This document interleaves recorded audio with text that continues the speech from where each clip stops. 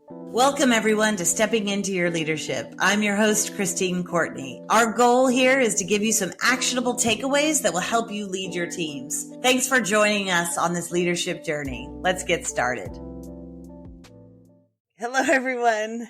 Welcome to Stepping Into Your Leadership. I'm in the studio today with the one and only Elaine Porcher here with us again. If you listened to the episode on mindfulness, you know Elaine already. And so now you get more of her yummy tidbits and her insightful knowledge on a new topic. And also there's a Strengths Finders kind of bonus episode starring Elaine that you can find in the feed if you're interested in that assessment. So look it up if you just need more and more of Elaine like I do. So she's back today to talk about something that we brought up actually in the mindfulness episode on growth mindset. So we wanted to kind of take a deeper dive. Some folks were interested in learning more about growth mindset and how it has to do with how we learn, but also how we lead. And so Elaine, welcome. Christine, thank you. And thanks for having me again. Appreciate being here on your podcast or our podcast.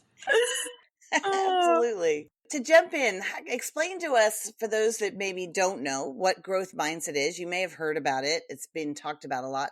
I feel like lately I hear it more and more. But why don't you give us like a little rundown of kind of what it means and the history a little bit of it? Sure. So the idea of what growth mindset is was developed by a psychologist by the name of Carol Dweck at Stanford University. And what a growth mindset is the belief that our abilities, talents, and skills can be developed through effort, determination, practice, and learning. So if we are trying out something new, like, I don't know, Christine, if you've ever played a video game before, I've tried.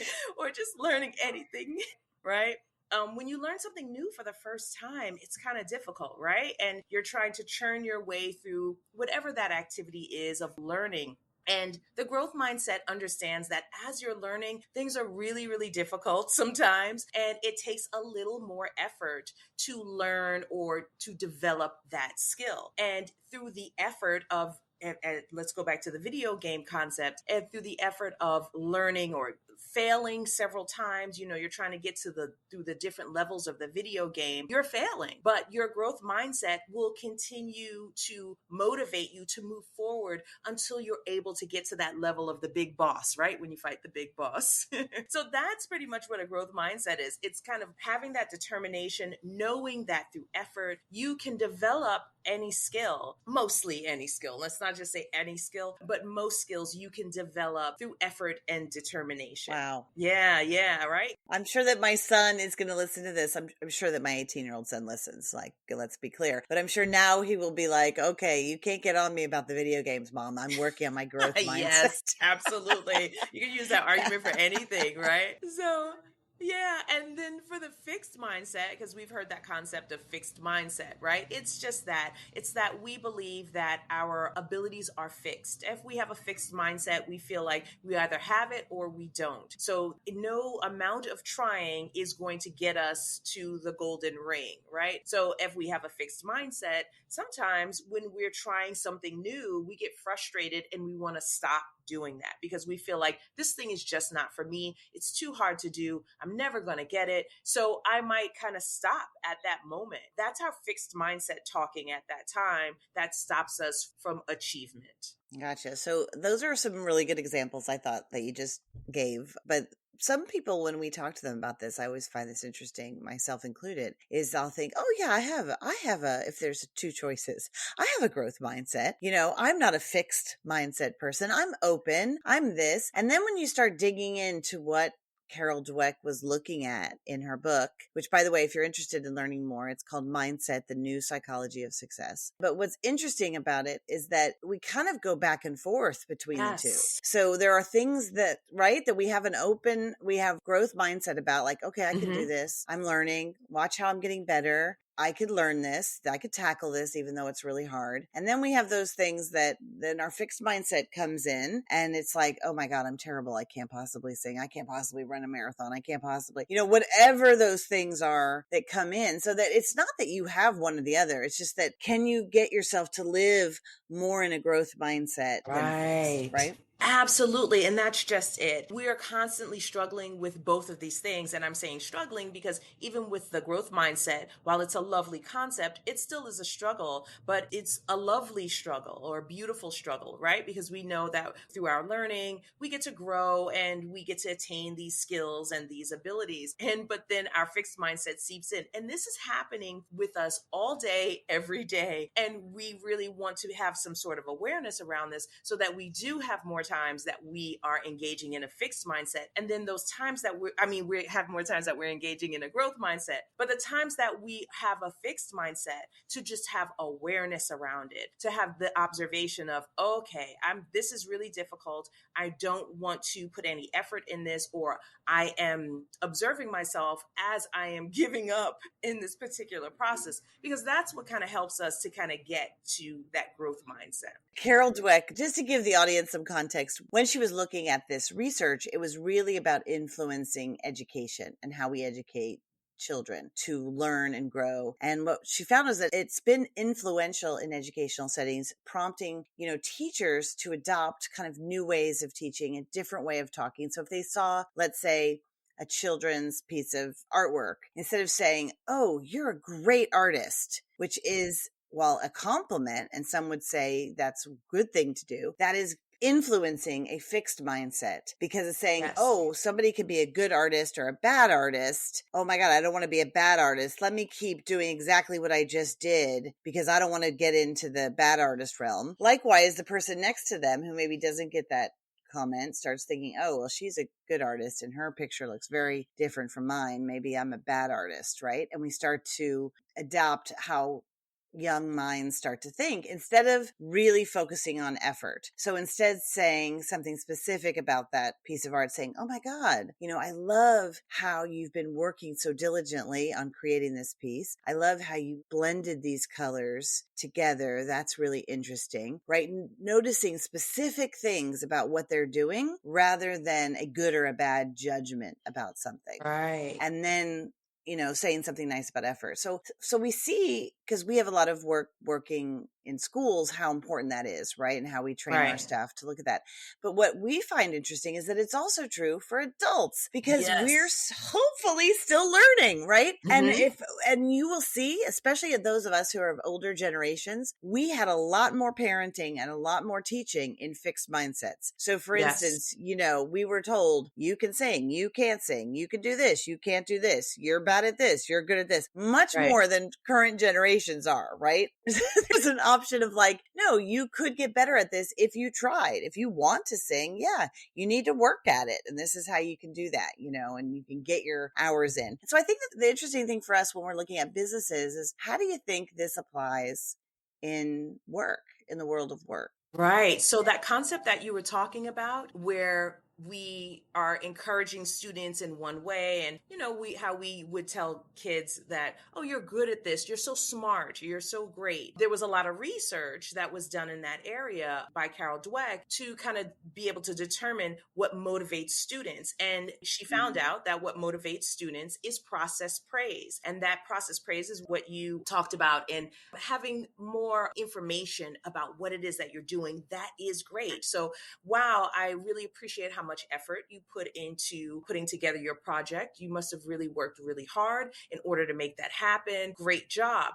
That she found out that this was more motivating than if you told a kid, "Hey, you're so good or so great," because what that kid is trying to do is rise to your adulation. So if you're adulating over the child and saying, "Oh yeah, you're so smart," they're like, "Okay, well, I need to maintain that level of smartness," but it's the effort that does it, right? So that's what she noticed in the students. How this works in adults is the same way. It's the same thing. So when you're working with your direct reports, people that you manage, how you want to praise them is using this process praise. Being able to recognize what your staff is doing in a more thorough way. Someone hands in the quarterly report. Hey, I really appreciate that you understand the way we read these reports. So it looks like you really took the time to go through each item, and because that's really helpful. And you put a lot of work in this, a lot of effort, and I really appreciate that about you. Then, as a direct report,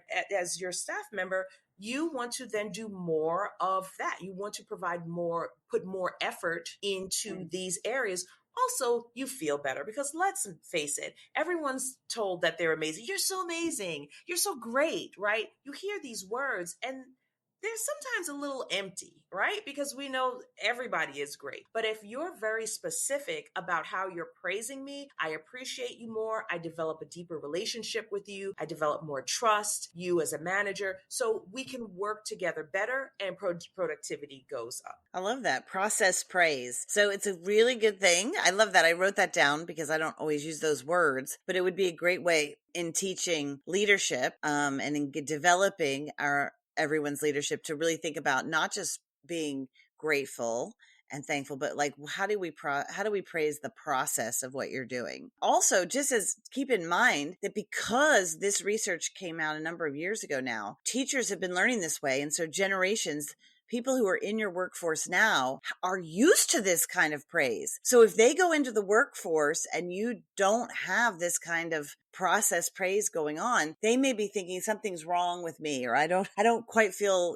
appreciated here. And so it's a simple thing to learn. It's like, how do I say, instead of like, you're great at this, which is very defined, very fixed, how to say what is great about what they've done and how you appreciate what they're learning and that you're recognizing the steps of learning. When it's really about, it sounds to me like stepping in as leader, as teacher. And sometimes in our leadership roles, we have to and should be teaching. And so a good teacher is a good leader. A good leader is a good teacher, right? So one of the things, for instance, I was just doing a workshop at a company and they had to do their final presentations. And this is where you really see it kick in. So the whole year we've been learning new skills of management. These are new managers. And then they had to get up and do a 3-minute presentation on, and we do this every year, but it's a different cohort, a 3-minute presentation on what they've learned, what they're implementing into their leadership and management and so forth. Well, you really see the fixed mindsets come in because all of a sudden it becomes like a classroom and we go back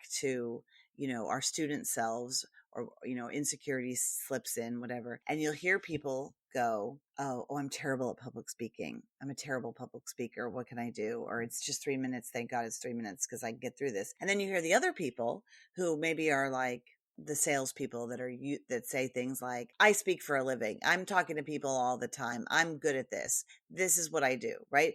Both in some ways are fixed mindsets, right? So the people there was somebody that actually was saying like, I'm great at this already. I don't need to practice. So what happened is that he presented, and yeah, was it good? Yes, because he is used to speaking to people. Was it as good as he could have been if he worked a little bit harder on it and prepared?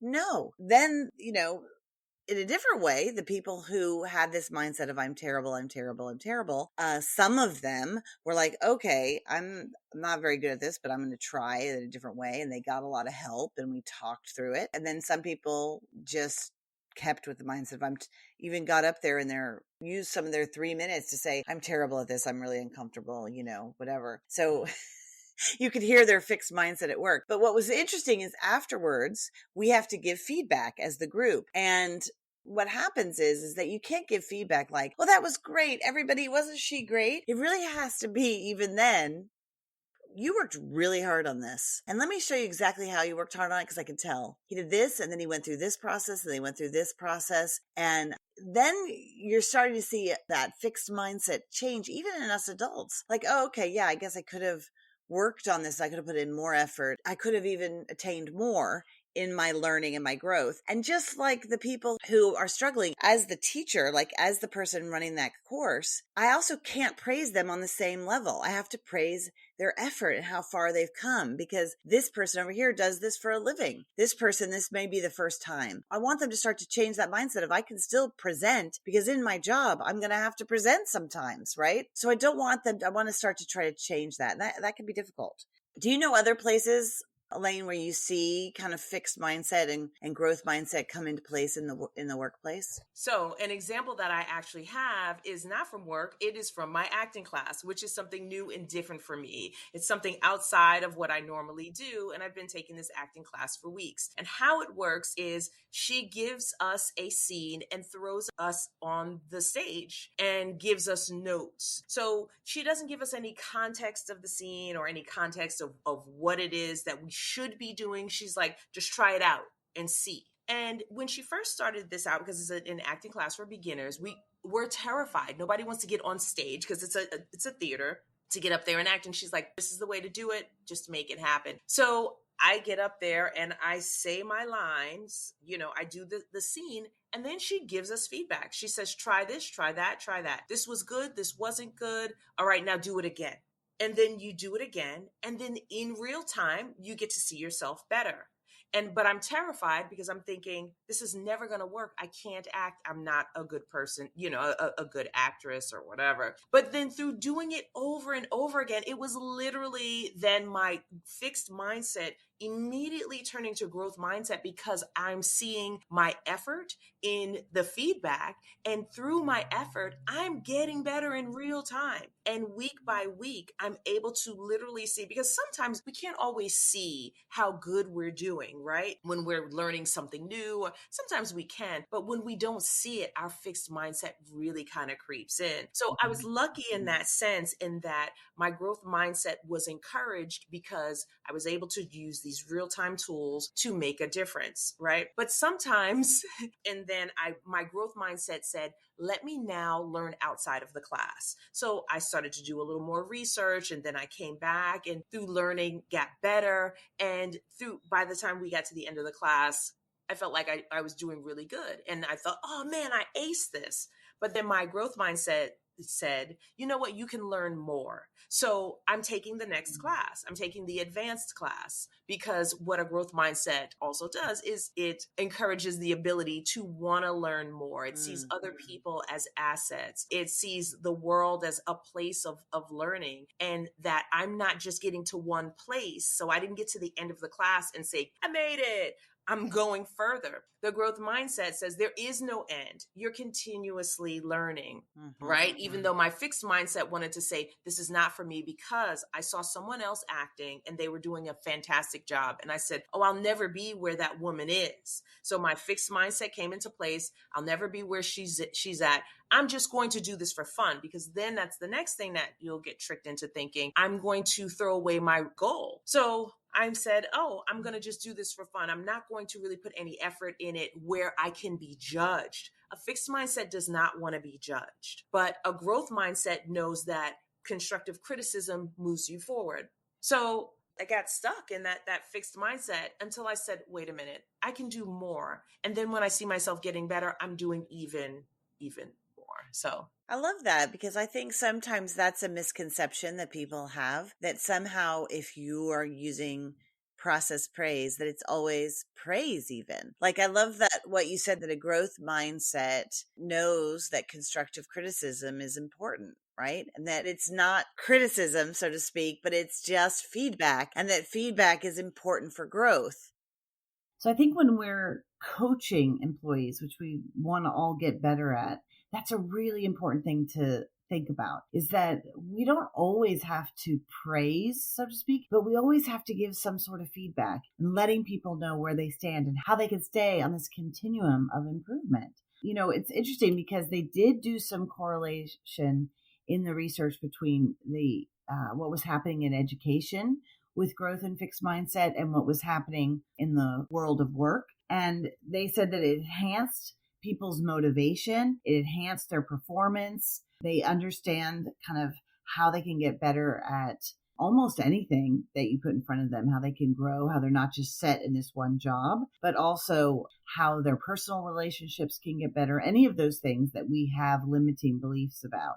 A lot of times, people will say to me who are in positions of power, like, oh, these younger generations, they just want to get promoted so fast, or they just, and they're not ready. They don't know what they don't know. If you don't give them a promotion, they're going to leave. You hear versions of that. And I'm always interested in that, because in the companies that we work with, what I find is that the ones who have very clear outlines of like, this is what you need at an assistant level. This is what you need at an associate level. This is what you need as a junior. This is what you need as supervisor, manager, senior manager, whatever, all the different levels, whatever they're called in their companies, director level, principal, whatever. You can see all the things that you need to be learning along the way. And if you've hit this achievement mark, kind of like in your acting class example, like when you're ready to move to the advanced level, what are those things that you've already started to learn and grow in? And what's happened is the companies that have instituted this, it creates transparency for the younger employees, so they can see like, oh, okay, I'm not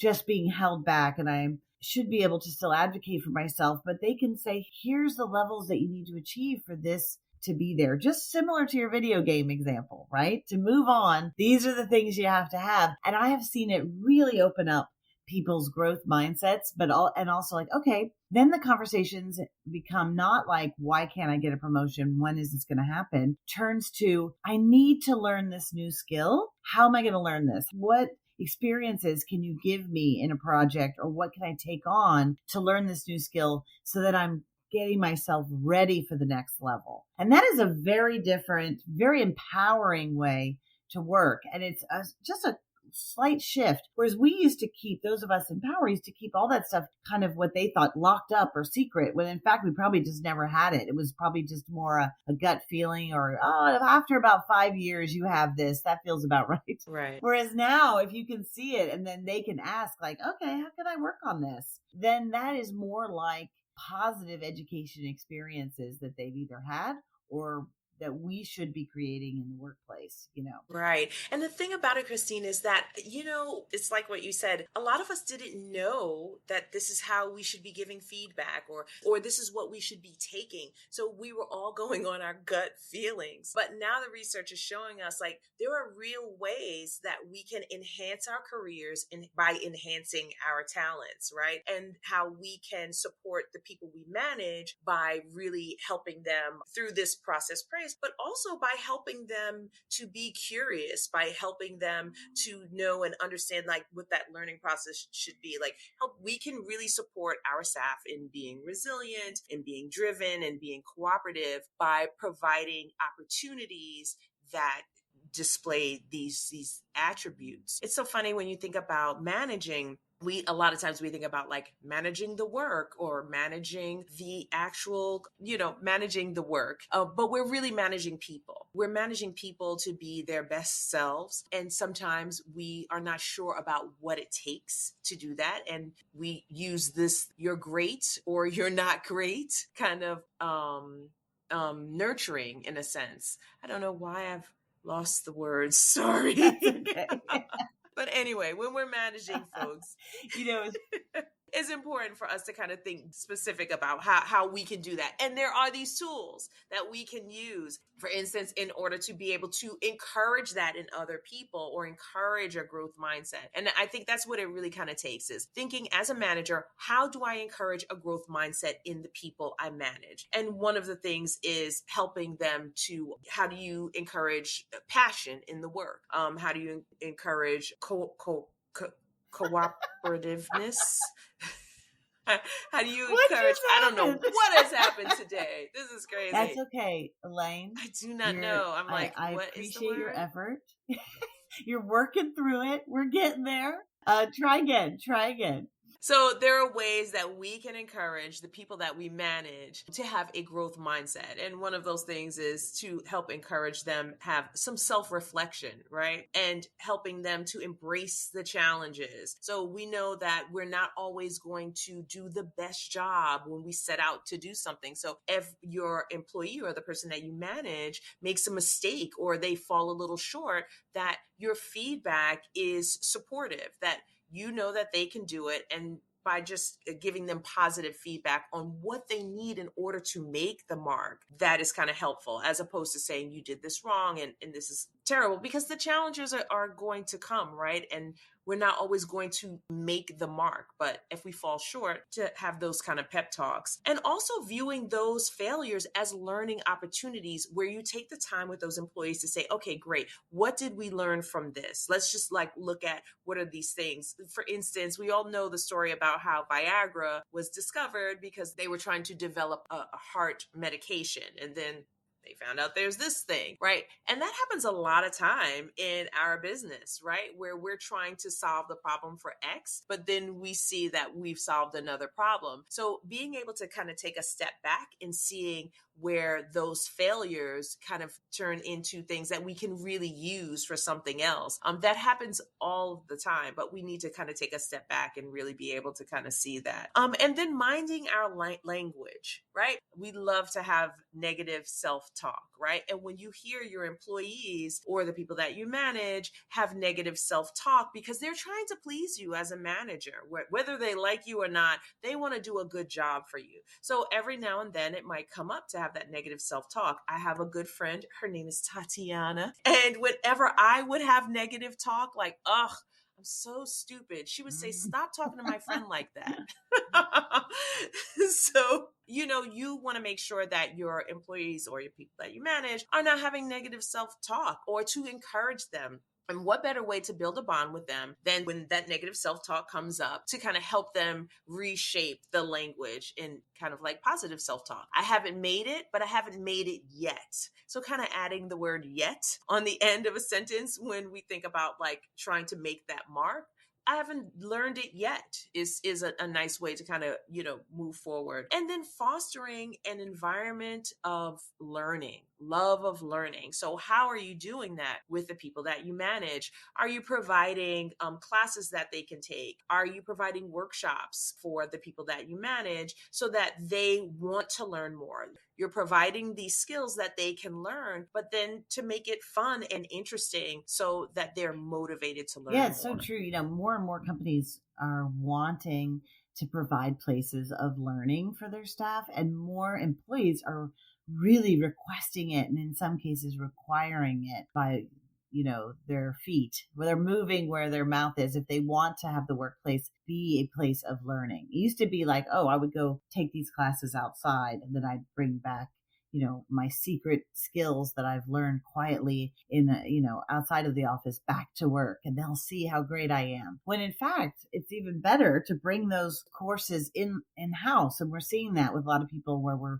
doing cohorts now of leadership development within companies. And so everybody is learning from each other, and then the learning just gets exponentially better, right? And more throughout. So you're building this leadership pipeline there at the office rather than everybody individually out doing their own thing. We're finding some help with that. I love those tips that you just gave. If you guys hopefully were listening, because that negative self-talk we all can learn from no matter what, right? When we're taping this, it's the holiday time, and I have a house full of family members. I was kicking my parents out of this room in order to tape this podcast, and waking my mother up, and my mom was like, what are you taping today? And I was like, oh, we're doing growth mindset versus fixed mindset. And my mom's in her 70s, and I love it because she's like, oh, I'm gonna have to listen to that one.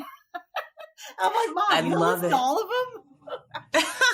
But anyway, She's like, but this one is great. And I love how you mentioned that your mom is interested in it and she's in her 70s. Because sometimes we feel like, the older we get, we can't learn anything new. We totally can learn something new. My grandmother is 98, and she just had suffered a mild stroke, and at 98. So we were like really, really worried. So her left side is, really weakened. And a few weeks ago, I was with her she's in a skilled facility. She's like, you know what? I want to try to figure out how to work this arm. And on her own, she's moving this wheelchair on her own, which she couldn't do before. I thought I was watching a 40-year-old do this. Like I could see her brain just like really kind of thinking that she's like, I can relearn this thing, even though I've gotten to, a certain age. So anybody can learn. And had a stroke. Amazing, Elaine, right? Amazing. Like what Yeah. a person to learn from. And those mirror neurons, not mirror neurons, those neurons in her brain were firing up. Right.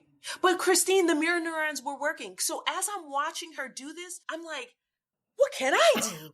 I'm doing like turning the wheelchair motion. And I'm like, oh my God, she's doing this. I can do that too. And as she's doing it, those mirror, and for those of us who we've talked about mirror neurons here. Yes. My mother doesn't even listen to every episode. I doubt everybody else has. It's good to remind people what a mirror neuron is. Yes. It's something that we're all equipped with. It's an evolutionary tool that when our brains are activated, when we're watching other people. So it's kind of like when you hear someone clear their throat and then you clear your throat too. When you're in conversation or having a connection with someone, you sometimes not necessarily mimic, but might recreate some of the actions that they're doing, some of the body language. And it's a way that we connect deeper, right? So that happens in a lot of different areas where when we see someone who's like doing something great or maybe not so great, then that turns into mob mentality. But where we can mirror other people's gestures and almost ideas in a sense. So in this case, when my Nana is trying to move this wheelchair, I'm sitting in a chair and I'm kind of moving with her in a sense because I'm like, go Nana, go. But then that's motivating me as well to be like, wow, she's doing something really difficult. What else can I do that's difficult that I can kind of push through? Growth mindset. Yeah. And your brain is going through that process. One of the things that I think is really important, just to add another tip to that we're learning from your Nana, right? But is if someone is struggling with something, like in her case, that's pretty specific, right? When you start to lose part of your, movement and part of your aside from a stroke, but for some of us, it could be something else. We're struggling with something that's new or we're not good at. A lot of times what you can do is stop yourself and say, wait a minute, is this feeling familiar? Is there another time that something like this has happened in my life that I've struggled with that somehow I overcame? And how did I do that? And that automatically flips you from a fixed mindset to a growth mindset because you have to start to think about that. And if you want to learn more like specific tips on that, if you listen to the episode on positive intelligence, Shirzad Shabid, who wrote Positive Intelligent, did a lot of research that really picked up on a lot of this stuff that Carol Dweck was talking about too. But that idea of like, how do I look at, each thing as a step? And when I'm struggling, what do I need? What's the self-talk that I need to use to get myself through to the next place, right? And then if you invest in your own mind, it is the biggest investment you can possibly do. Is your mind working for you or against you? In Nana's case, Elaine, it's working for her. Like for her to sit there and not just give up or think, oh, well, this is my life now, but to think, you know what? I can do this. At 94, you said, amazing. I'm going to take that as an inspiration for me. The next time that I'm struggling, I'm going to be like, well, if Elaine's Nana can do it, I can do it too. Right. If my mom at 75 is getting excited about listening to growth mindset, then we all can learn something from this, right? Right. How can I start to achieve these small little incremental changes that we can do to become a better person? Absolutely. So thank you so much, Elaine, for coming to us. I know this specific topic is a passion of yours, and you've really helped our company. Elaine's taught many classes in-house to our fellow employees on this in terms of how do we become better leaders, better managers, but also how do we become better teachers as well, because good leaders are good teachers too. So thank you for being a good teacher for me.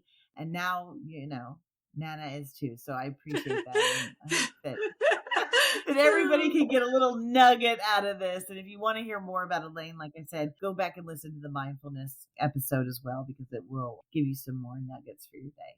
Thanks so much. Awesome. Thanks for having me, Christine. This is great. Thanks everybody for listening. I'd like to give a special shout out to our podcast producer, Richard Francisco. Check out our notes for any details. And if you get anything out of this, please follow us. And if you enjoy it, please take a moment to rate us or write a comment. It will mean the world to us. We'd love to hear from you.